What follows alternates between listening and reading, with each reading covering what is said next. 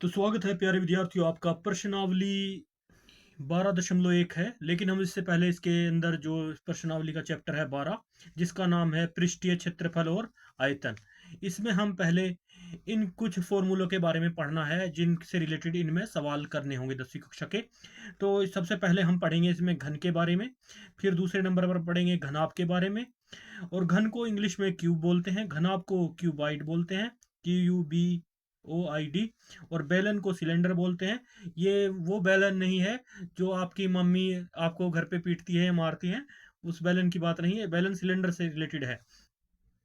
शंकु, शंकु आप शंकु के बारे में पढ़ेंगे। शंकु जैसे जोकर की टोपी होती है, उस टाइप की। ये इसे इंग्लिश में कौन बोला जाता है। और गोले के बारे में पढ़ेंगे। गोले को इंग्लिश में स्फेयर कहा जाता है, अर्ध गोले का हेमिस्फेयर कहते हैं, स्फेयर। तो इस प्रकार से इन सब के बारे में हम इनके क्षेत्रफल और आयतन के फॉर्मूला के बारे में आपको इस भाग में, इस चैप्टर में समझाएंगे। इसके बारे में इंट्रोडक्शन देंगे आपको, क्योंकि कक्षा 10वीं गणित बोर्ड स्पेशल क्लास है ये। तो सबसे पहले आपको इसमें बता देते हैं घन के बारे में कि घन क्या होता है। घन घन जो है हमारा, ये एक वर्ग की तरह ही होता है। मैं आपको यहाँ पे एक वर्गाकार बनाकर दिखा सकता हूँ, आपको बना देता हूँ कि घन क्या होता है। सबसे पहले हम यहाँ पर घन के बारे में पढ़ लेते हैं। बात आ रही है घन की, तो बाकी और को हम बाद में स्टेप बाय स्टेप पढ़ेंगे। फर्स्ट ऑफ ऑल हम बात कर लेते हैं घन की। तो घन घन क्या है। घन को मैं चित्र के माध्यम से आपको समझा देता हूँ। यहाँ पर एक लाइन है, यहाँ पे एक लाइन है, हमने इसे एक लाइन को तिरछे से लिया, और यहाँ से ऊपर को भी एक लाइन ऐसे ही ली, तिरछी सीधी। और यहाँ से कुछ दूरी पर एक लाइन ऐसे ली, और इनको ऐसे आपस में मिला दिया यहाँ से यहाँ तक। और इसी प्रकार यहाँ पर, यहाँ से एक सीधी लाइन ली, इसके लिए इससे थोड़ा ऊपर को एक लाइन ली, इस कोने पे मिला दिया, और इसको आपस में यहाँ से यहाँ मिलाया। तो एक प्रकार का ये वर्ग होता है, इसको घन बोलते हैं। इसमें आपकी 3 भुजाएं होती हैं। इसमें क्या नाम है आपकी, इसके टोटल घन के अंदर जो है 6 भाग होते हैं। एक ये जो कोर होती है, इसमें 3 कोरें होती हैं। मेन इसमें 3, इनकी जो भुजाओं को, प्रत्येक भुजा को कोर कहा जाता है। इसमें 6 फेस होते हैं। एक फेस ये सामने का, एक ये 2, और एक ये 3, और इसी प्रकार से कि ये 4, और एक ये 5, और एक ये 6। इसमें 6 फेस होते हैं। तो अक्सर हम इसमें ज़्यादातर जो हमें दिखाई देता है, एक तो ये फेस दिखाई दे रहा है। अगर हम इसकी बात करें, ये फेस हमारा अगर ब्लैक है, तो ये ब्लैक है, तो ये जैसे कि रेड है, तो एक ये आपको यहाँ पे दिखाई देगा, ये रेड वाला साइज हो गया। और ये ब्लू साइज हो गया यहाँ पे। तो इस तरह से हम आपको डॉटेड डॉटेड करके दिखा रहे हैं। तो इसके 3 साइज हो, साइज दिखा रहा है ये। तो ये एक ए साइज को दिखा रहा है। इस जो कोर को हम ए कहेंगे। इस साइड की जो ए को हम इसको भी ए कहेंगे। तो ये सब तीनों भुजाएं जो हैं बराबर होती हैं, क्योंकि ये वर्ग के आकार का होता है, ये वर्गाकार होता है, इसलिए इसमें चारों भुजाएं, लंबाई चौड़ाई ऊंचाई जो भी होती है इसके अंदर, वो सब बराबर होती है। इतनी बात आप समझ गए होंगे घन कैसा होता है। तो ये घनाकार है, इसको घन बोलते हैं। तो इसके बाद इसमें प्रत्येक भुजा जो है उसको कोर कहा जाता है। मेन चीज ये है, सबसे पहले इसमें ये पढ़ना होता है, अगर हम वक्र पृष्ठ निकाल रहे हैं इसका, तो घन का क्षेत्रफल निकालने का फॉर्मूले से रिलेटेड है इसमें। घन के अंदर हमें क्या क्या निकालना होता है, तो घन का जो भी होता है उसका एक तो होता है वक्र पृष्ठीय क्षेत्रफल, और उसमें उसके बाद कुल पृष्ठीय क्षेत्रफल। तो इसमें जो है 3 भुजाएं बताई गई हैं। अगर वक्र की बात की जाए, वक्र क्या होता है, जैसे कि हमारे पास ये ये एक मान लीजिए हमारे पास ये एक बेलन है, इसके ऊपर जो ये कागज लपेट दिया गया है, तो इसका ये एक तरह का वक्र हो जाता है, वक्र बन जाता है। पर ये कागज थोड़ा बड़ा साइज में है, तो इसका जो क्षेत्रफल है ऊपर का सामने जो दिखाई दे रहा है, उसको वक्र कहा जाता है। तो वक्र जो हमारे सामने दिखाई दे रहे हैं उसको हम वक्र बोलते हैं। अभी हम आपको इतना ही इस तरीके से समझा सकते हैं कि घन में जो है हमारा चारों भुजाएं बराबर होती हैं। ये मेन पॉइंट होता है इसमें ध्यान देने योग्य। इसके अंदर तो घन का जो वक्र पृष्ठीय क्षेत्रफल होता है उसके लिए सामने इसमें आगे पीछे दाएं बाएं यानी 4 भुजाओं को लिया जाता है। वक्र पृष्ठीय क्षेत्रफल की बात की जाए, वैसे इसमें 6 भुजाएं होती हैं। ये आप देख सकते हैं सामने की, ये एक दो, आमने सामने की दो, दो आगे ऊपर नीचे की 4 और आगे पीछे की दो मिला के 6। तो 6 भुजाएं होती हैं। तो अगर हम घन के वक्र पृष्ठीय क्षेत्रफल का बात करें तो उसके लिए 4 भुजाएं होंगी। तो इसलिए इसके लिए फॉर्मूला बनेगा हमारा, वक्र पृष्ठीय क्षेत्रफल का फॉर्मूला होगा हमारा, इसलिए सूत्र होगा वक्र घन का वक्र पृष्ठीय क्षेत्रफल। वक्र पृष्ठीय क्षेत्रफल, हम घन के बारे में पढ़ रहे हैं यहाँ पे। घन का वक्र पृष्ठीय पृष्ठीय क्षेत्रफल, पृष्ठीय क्षेत्रफल का पहला फॉर्मूला आपका होगा, इसके अंदर 4 भुजाएं होंगी, इसको आपको याद रखना है। क्षेत्रफल के बराबर होगा 4a का स्क्वायर, यानी कोर बोलते हैं भुजा को यहाँ पे, 4a स्क्वायर। ये पहला फॉर्मूला होगा आपका वक्र घन के वक्र पृष्ठीय क्षेत्रफल निकालने का। उसके बाद आ जाता है संपूर्ण पृष्ठीय क्षेत्रफल निकालने का फॉर्मूला, या कुल कुल पृष्ठीय क्षेत्रफल निकालने का फॉर्मूला। तो उसके लिए लिखेंगे, उसके लिए फॉर्मूला होता है कुल, क्योंकि जब इसमें 6 भुजाएं होती हैं तो 6a स्क्वायर होगा। तो कुल पृष्ठीय क्षेत्रफल का फॉर्मूला बराबर होगा 6a का स्क्वायर। तो ये फॉर्मूले आपको डायरेक्टली याद रखने हैं। आपको ये समझना होगा पहला पॉइंट, के वर्ग की सारी भुजाएं की जो लंबाई चौड़ाई ऊंचाई जो है वो बराबर होती है। अगर जैसे इसमें 2 शंकुओं को जोड़ दिया जाए या 2 घन को जोड़ दिया जाए तो लंबाई बढ़ेगी, चौड़ाई सेम रहेगी, ऊंचाई सेम रहेगी। तो इस चीज को आपको नोट करना होगा। ये कुछ नोटवर्दी पॉइंट है। आयतन, अब आता है घन का आयतन। तो घन का आयतन का फॉर्मूला क्या है हमारे पास, इसमें ये 3 पॉइंट होते हैं, एक वक्र पृष्ठीय क्षेत्रफल, कुल पृष्ठीय क्षेत्रफल और आयतन। घन का आयतन का फॉर्मूला होता है हमारे पास, क्योंकि घन किसी भी घन में 3 भुजाएं होती हैं, 1 2 3। तो मेन इसमें यही होती है, लंबाई चौड़ाई गुणा ऊंचाई। तो आयतन का इसके लिए होगा हमारे पास a का क्यूब। तो भुजा गुणा गुणा भुजा, यानी इसको हम इस तरह से लिख सकते हैं, a गुणा a गुणा a। तो a का क्यूब ये आयतन होगा घन का। घन का आयतन निकालेंगे तो भुजा का क्यूब होगा फॉर्मूला। तो इस सूत्र को आप याद रखें। अब बात कर लेते हैं हम घन के कोरों की लंबाई जो है, ये भी क्वेश्चन आपसे 1 नंबर का पूछा जा सकता है। घन के कोरों की लंबाई, घन के कोरों की लंबाई जो है, इसमें कोरे जो होते हैं भुजाएं जो है वो टोटल 12 होती हैं। इसको 12a लिखेंगे। इसलिए एक नोट करने के लिए पॉइंट है, 1 नंबर में क्वेश्चन पूछा जा सकता है आपसे, इसे नोट रखें आप। घन घन के घन के कोरों की लंबाई, कोरों की लंबाई या भुजाओं की लंबाई कितनी होती है, की लंबाई निकालनी हो तो लंबाई जो है आपकी, लंबाई जो बराबर होगी वो 12a होगी। तो इससे आप 1 नंबर का क्वेश्चन अगर आए तो 12a से आप उसकी लंबाई निकाल सकते हैं। और दूसरा पॉइंट इसमें यह है कि क्षेत्रफल को जो हमेशा, किसी भी का क्षेत्रफल हो, चाहे घन का क्षेत्रफल हो, घनाभ का क्षेत्रफल हो, बेलन का क्षेत्रफल हो, वो सब वर्ग मात्रक में लिखा जाएगा। क्षेत्रफल हमेशा किस चीज में लिखा जाएगा, वर्ग मात्रक में लिखा जाएगा। मात्रक का मतलब है, यानी यहाँ पर अगर आपका सेंटीमीटर है तो सेंटीमीटर में वर्ग सेंटीमीटर, किलोमीटर है तो वर्ग किलोमीटर, और वर्ग सेंटीमीटर मीटर मिलीमीटर उस रूप में लिखा जाएगा, वर्ग मात्रक में लिखा जाएगा। या इसको आप मात्रक स्क्वायर कह सकते हैं, ऐसे लिख सकते हैं, मात्रक स्क्वायर के रूप में लिखा जा सकता है। और जो आयतन है, ये तो आयतन, अब आयतन की बात कर लेते हैं।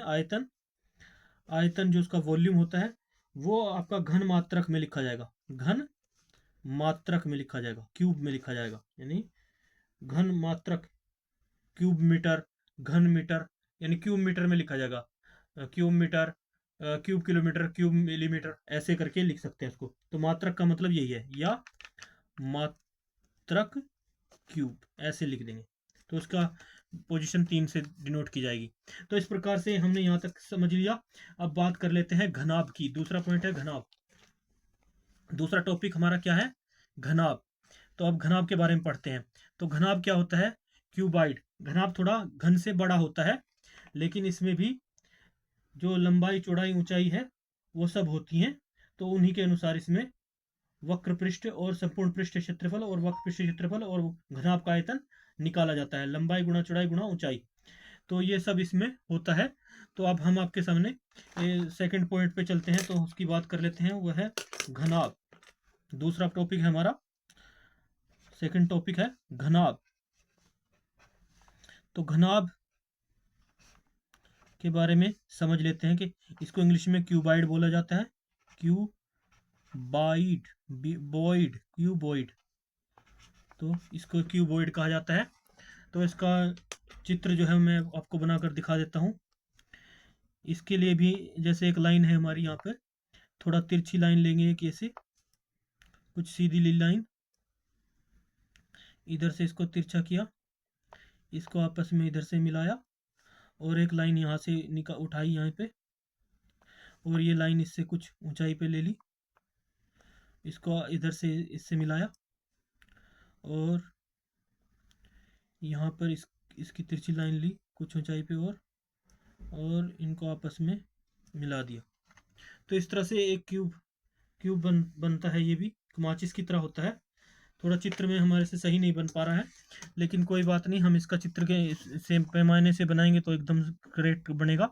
तो आपको दिखा देते हैं कि घनाभ क्या होता है। घनाभ जो है घन से थोड़ा बड़ा होता है।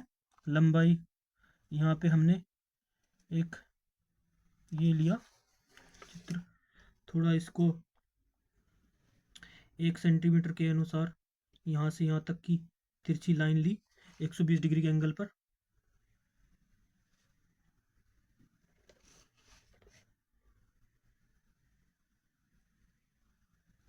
और इन दोनों को आपस में मिलाया।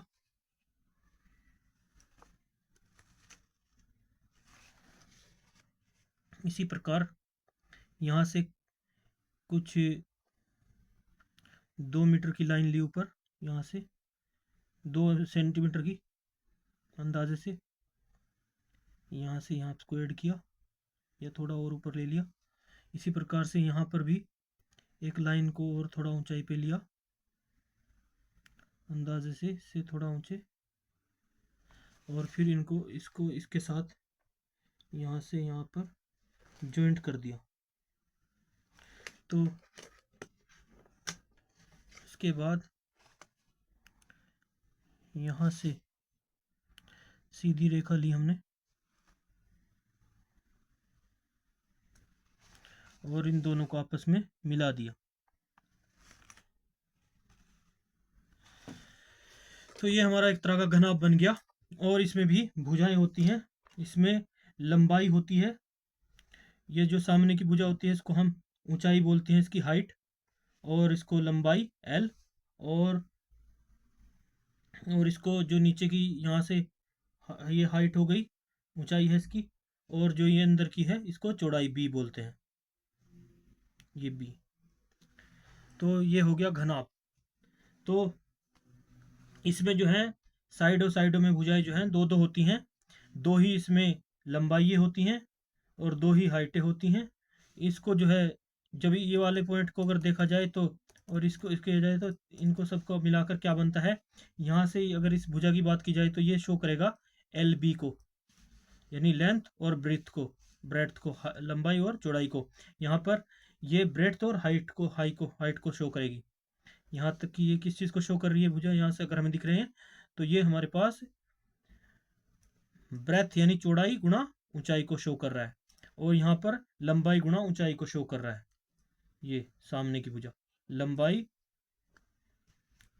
गुणा ऊंचाई।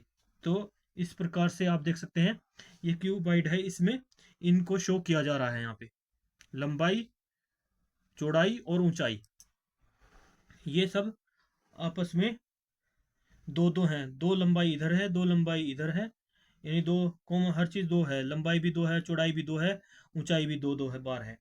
तो इसलिए हमारे पास वक्र पृष्ठ का जो क्षेत्रफल है वो हम बाद में निकालेंगे, पहले बता देते हैं आपको संपूर्ण पृष्ठीय क्षेत्रफल के बारे में। तो संपूर्ण पृष्ठीय क्षेत्रफल का फॉर्मूला हमारे पास क्या बनेगा इसके माध्यम से, तो लिख लेते हैं यहाँ पर। इसलिए घनाभ का संपूर्ण पृष्ठीय क्षेत्रफल इसलिए घनाभ का संपूर्ण पृष्ठीय क्षेत्रफल का फॉर्मूला होगा हमारे पास, संपूर्ण पृष्ठीय क्षेत्रफल का फॉर्मूला क्या होगा हमारे पास घनाभ का, तो वो होगा हमारे पास 2 गुणा एल बी प्लस, आपस में जोड़ देंगे 2BH प्लस 2HL, 2HL।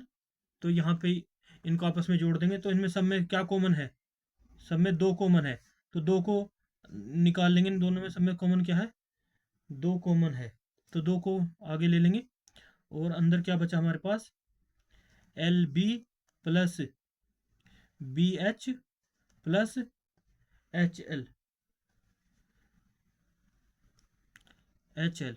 ये फॉर्मूला बन गया। तो ये हमारे पास संपूर्ण पृष्ठीय क्षेत्रफल का फॉर्मूला होगा। इसी प्रकार से वक्र पृष्ठीय क्षेत्रफल का फॉर्मूला अगर निकालना है तो वक्र पृष्ठीय क्षेत्रफल में हमें सिर्फ इसका जो सामने सामने की भुजाएं दिखती हैं उनको देखना है। तो इसमें हमारे पास हमें 2 भुजाएं सामने की दिखाई देंगी वक्र पृष्ठीय क्षेत्रफल में, वो होंगी BH और HL, BH और HL जो हमें सामने दिखाई देगी, BH और HL। तो ये हमारे पास होगा वक्र पृष्ठीय क्षेत्रफल का फॉर्मूला जो हमारे जो दिखाई दे रहा है, ये हमारा पूरा संपूर्ण पृष्ठीय क्षेत्रफल का क्षेत्रफल का फॉर्मूला था। तो वक्र पृष्ठ जो है जो हमें सामने से दिखता है उसको वक्र पृष्ठीय क्षेत्रफल कहते हैं। एक तो हमें ये दिखाई देगा और एक ये दिखाई देगा, ना ये साइड दिखाई देगी ना ये साइड दिखाई देगी। तो इसलिए हमारे पास वक्र पृष्ठीय क्षेत्रफल का फॉर्मूला क्या होगा, वक्र पृष्ठीय क्षेत्रफल का फॉर्मूला होगा हमारे पास, इसके अंदर भी 2BH यानी चौड़ाई गुणा ऊंचाई प्लस में 2 ऊंचाई गुणा लंबाई, ये होगा बराबर में। तो इसमें कॉमन क्या है, इसमें दोनों में h कॉमन है, तो 2h को कॉमन को ले लेते हैं। अंदर क्या बचा हमारे पास, अंदर बच गया B प्लस L यानी चौड़ाई प्लस लंबाई। तो इसको 2 तरीके से लिखा जा सकता है, इसको आगे करके हम ऐसे भी लिख सकते हैं 2 इंटू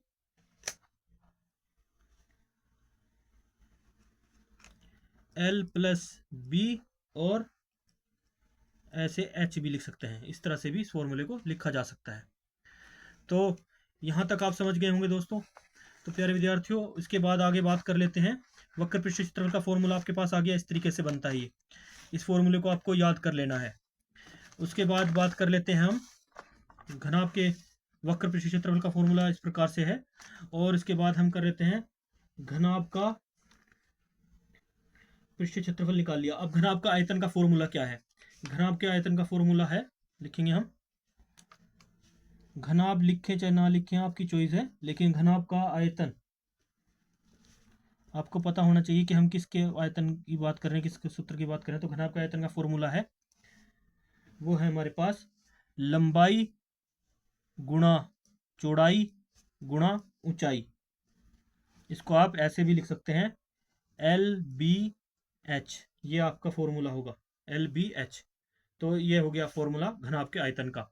अब घनाभ से आगे की बात कर लेते हैं बेलन की। बेलन थर्ड पॉइंट हमारा है जिसके बारे में हम पढ़ना है, बेलन, बेलन के बारे में पढ़ेंगे।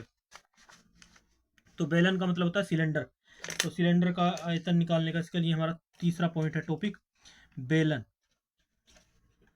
अब इसमें हमें पढ़ना है बेलन का क्षेत्रफल, बेलन का वक्र पृष्ठीय क्षेत्रफल, बेलन का संपूर्ण पृष्ठीय क्षेत्रफल और बेलन का आयतन, ये फॉर्मूले देखने हमें। तो बेलन को हम क्या बोलते हैं इंग्लिश में, सिलेंडर बोलते हैं, सिलेंडर।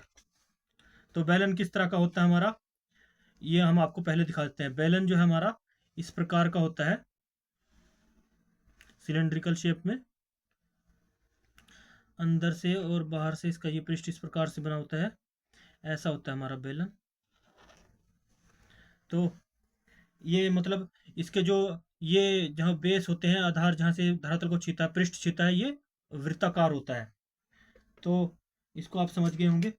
तो सबसे पहले हम टॉपिक बेलन से बात कर रहे थे। बेलन का आधार होता है, आधार का क्षेत्रफल, ये जो है इसका बेलन का आधार होता है, इसको हम क्या बोलते हैं, बेलन का आधार बोलते हैं, इसको आधार भी बोलते हैं, किसको, बेलन का, इसको आधार। और ये किस चीज जैसा दिखता है, ये वृत्ताकार दिखता है, वृत्ताकार दिखता है, गोल होता है, तो इसको हम आधार भी बोलते हैं। तो इसलिए हमारे पास जब बेलन के आधार का क्षेत्रफल का फॉर्मूला क्या निकलेगा, और इसके अंदर जो हमारे पास यहाँ से यहाँ तक ये है, इसको हम आर बोलते हैं, त्रिज्या, ये त्रिज्या होती है, नीचे से यहाँ तक भी ये भी आर होती है, इसको आर बोलते हैं। तो आप इसको आर इस प्रकार से लिख सकते हैं, ये हमारी आर होती है त्रिज्या, इसको त्रिज्या बोलते हैं। और जो ये पूरा होता है इसको आधार बोलते हैं, ऊपर और नीचे दोनों तरफ ये आधार होता है, जिस पर ये बेलन को चाहे आप इधर से पलट के रखें चाहे उधर से पलट के रखें, इसको आधार बोलते हैं।